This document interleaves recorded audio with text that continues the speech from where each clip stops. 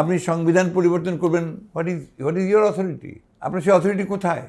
আপনাকে পার্লামেন্টেই আনতে হবে যে তার ওইটাকে করার জন্য।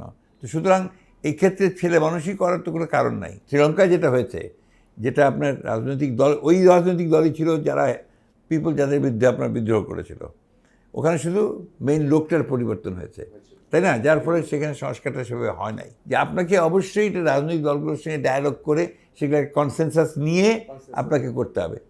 ওদের আমি আপনার ঠিক বুঝতে পারছি না, আমি ফ্র্যাঙ্কলি বলছি আর কি, ওনাদের অ্যাটিটিউডটা আমার কাছে পরিষ্কার না। এবং আমরা যতটুকু বুঝি আর কি, যে এখানে কয়েকটা মত কাজ করছে বোধহয় ইন্টারিম গভর্নমেন্টের মধ্যে। সেটা কেউ চায় যে এখনই সব কিছু সংস্কার আমরা করে দিয়ে দিব, আর কেউ চায় যে না, আমরা এক্সিস্টিং যে